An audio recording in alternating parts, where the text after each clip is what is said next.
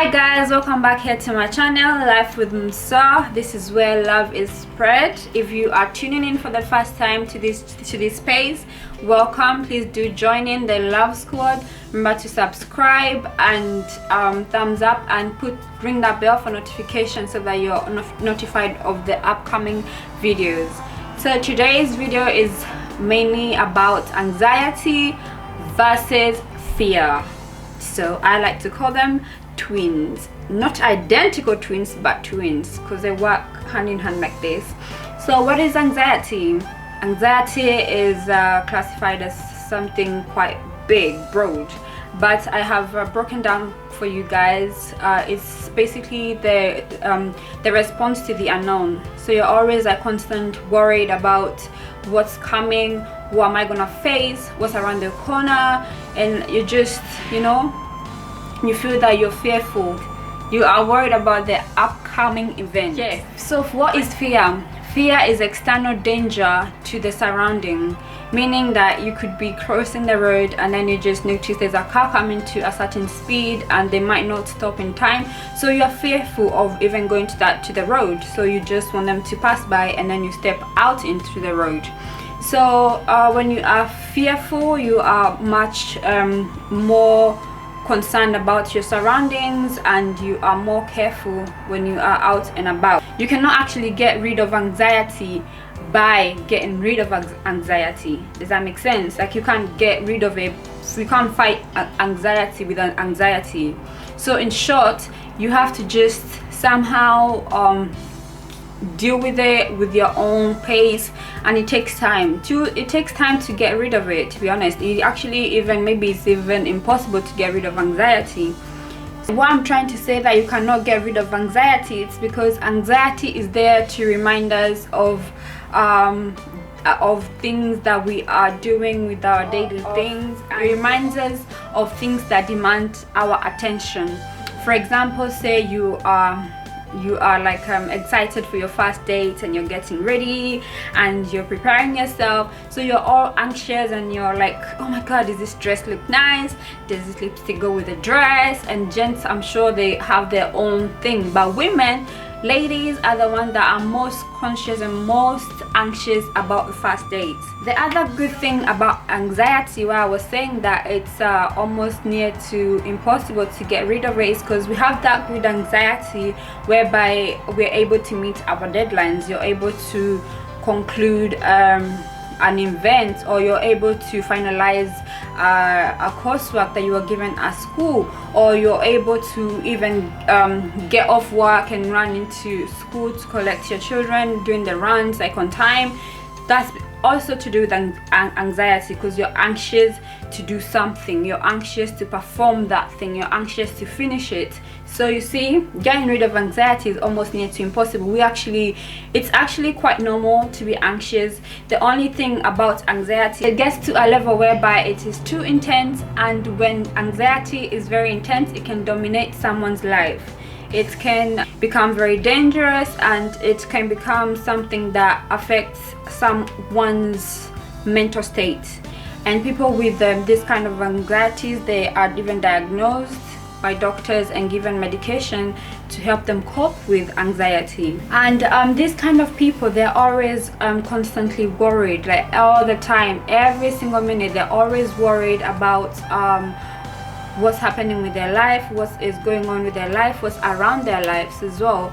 So they're not able to make decisions. They're not able to even sleep at night sometimes if it's difficult. So yes, I just want to give you guys an example of my own. There's a time that I faced quite serious anxiety levels, and the first was, actually, my anxiety journey started from the time I was quite young. I've never told anyone this, I've never spoken with anyone about this, because it felt like it's not something I can share with people, or I can share with someone that would understand. At the time, I didn't know how to go about it, to sharing with someone, because it's not something I was taught, and it's not something that I was seeing happening around me. I didn't see that that support you know, that support team of whereby I can go and talk to someone about it. Anywho, I experienced anxiety the time that I was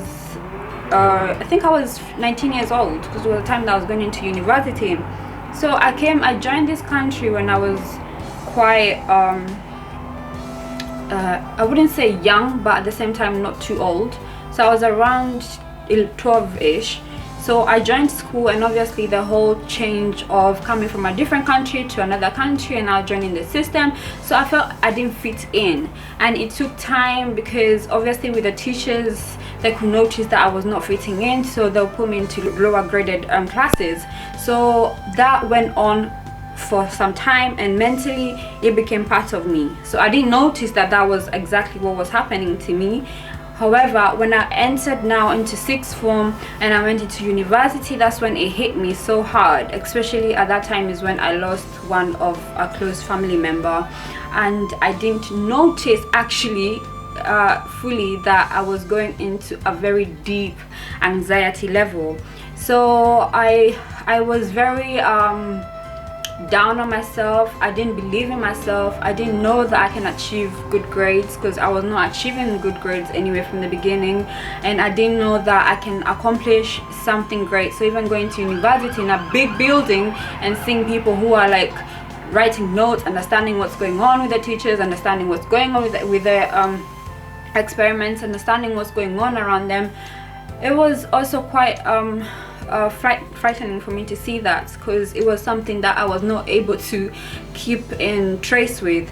So to cut the whole story short, I went down into a depression mode.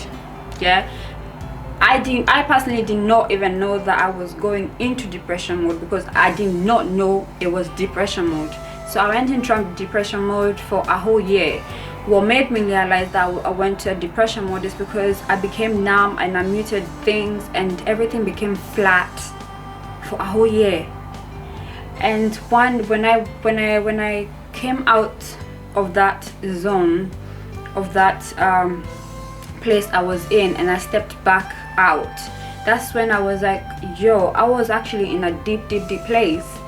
And I came out on my own understanding of me as a person. I have to be my own influencer. I have to be my own motivator. I have to be my own inspiration. I have to be my own image. So what I was seeing in the mirror, that's what I was. So I began by speaking positive things to myself and motivating myself. So I'd go to the mirror and I'll say things that were to be of existence. So for example, if I felt like I'm not able to go back to school and study and achieve something, I'll be like, no, I'm gonna get myself up and I'm gonna go back to school and I'm gonna study something. So I began to actually look for some courses that I can do here, there. So I've done a few courses, I've joined a few courses, and still I went to further research to see what I can do, and I still continued, and the journey went on, and that's how we are here now. So I found a way to cope with anxiety, and something that helped me to calm it down and to somehow to just deal with it. So I'll give you guys about 5 points that I continue to use right now, and they continue to help me, and they continue to motivate me. Point number 1 is feel like you are in control of your life. When you feel that you are in control of your life, there's this power that overcomes you. There's this power that comes in you, and you feel like you can literally move mountains. Not faith, yeah, you have to have faith to move mountains, obviously, but literally you feel like you can just move the mountain. You can understand that kind of strength. But then even if you feel, that's the thing about anxiety, even if you get to a point whereby you feel like you can move this mountain, then you start feeling like, will I ever start? Like, how am I even going to start this thing? When it comes to making that decision of starting, it's become so hard to be able to get out there and do it. Now it's time for me to say that you can actually do it. You can actually start, even if you are in a point by you are a substance user or and you are somehow in a dark level place where you don't know how to get out, you don't know how to aim for ask for help or get out there and make a difference with your life, you can. All you have to do is move according to your own speed and also aim to make a difference with your life. And how you do this is by starting to do it. When you start to do something, you find that you fail. Yes, start and fail. That's another advice I'll give you guys. Something that worked for me. You start and fail. A lot of failure is good for you because success equals to multiple failures. As you fail, the bigger you fail, the bigger you succeed. So it's okay to fail. The second point I'll give you guys is to forgive yourself. You know, when you forgive yourself, you start healing. You stop being too hard on yourself, feeling like, oh, how am I going to do it? Or why did I not do like this? Why am I like this? I feel so ugly. I feel like I'm unwanted. No, forgive yourself. For example, another point, not point, but an example for myself is when I had the anxiety and depression time. There's a time that I experienced panic attack and I felt so embarrassed about myself and I was annoyed at myself actually, and I felt like I'm having a panic attack but still I don't want to ask for help. Does that make sense? It's like it feels embarrassing. I don't know how to say it, but it's okay to forgive yourself. Just forgive yourself. And also it's good to ask for help. I have come to learn right now that it's good to ask for help. This moment I can ask for any kind of help, because if you fail to ask for help, then you stay in that area, in that dark place for a long time, and it will bring you anxiety after anxiety after anxiety. And you know, if you have too much anxiety, it becomes an actually disorder, and when it's an actual disorder, it becomes what? Even depression. And then depression also goes to different levels of depression, so it can become very bad depression and it'll be hard to get out. You can get out, but it'll be very hard. So yeah, I mentioned fear. You see, once you are anxious, fear comes in. So if you're anxious to sit an examination, you know how it is, you just start sweating and then your stomach start speaking different languages, so you just feel like you want to run to the toilet. So that's because you have anxiety. But then because then you're too anxious, you're even shaking and trembling, then fear comes in and you might not perform very well that exam because there's too much emotions going in. So how I like to deal with fear, so I take the word fear and I literally say that F will stand for face, like I can face everything that comes my way. And then E is everything, yeah, so I face everything. And then A is arise, because I have faced everything, it's time for me now to arise. And then R is the most important thing, is run. Once you have faced everything, you arise and run. And once you have run, that's it, not looking back, continue running. So guys, I also used to be very anxious about getting married or having kids. What I want to tell you guys, stop being anxious, because whatever you're anxious about is gonna be your reality. Now I'm married and I have 2 beautiful kids. So don't only dream or speak your reality into existence. You become the existence and walk like it.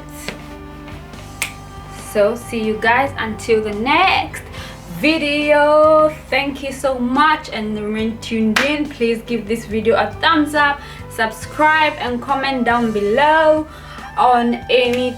You can even share anytime you have felt anxious or whether you're facing anxiety, whether this video was of use to you, and also what else you would like to learn or know more about. See you till next time.